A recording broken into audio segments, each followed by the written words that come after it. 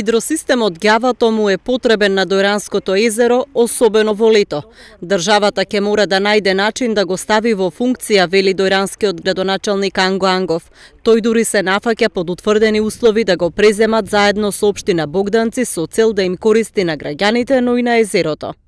Бурно се следи ситуацијата со Дојранското езеро. Најпрво излезе реакција поради исклучувањето на хидросистемот и таа ситуација се следи и сме во постојана комуникација со Министерството.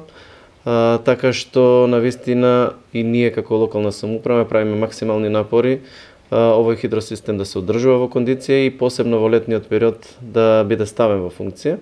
Може би нема потреба да функционира во текот на целата година, но системот посебно во летниот период кога испарува езерото и кога има поголем губиток на вода е од огромно значење.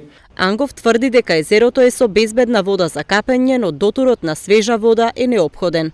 И за одржувањето на нивото, но и за на некој начин ладење на водата, која што нема да доведе до овие реакции кои што сега се случуваат поради големите температури.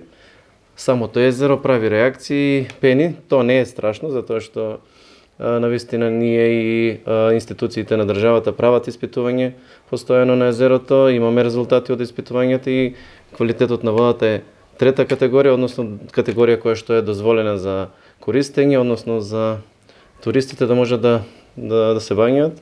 Изминатите денови, кога почнаа горештините, многу дојранчани споделуваа видеа од езерото на кои тоа изгледа доста матно и бараа одговори. Која е причината за ваквата појава? Граѓаните најмногу реагираат на пенестиот слој што се наоѓа на површината на езерото, но експертите објаснуваат дека ова е реакција на високите температури и големата растителна маса што ја има во езерото.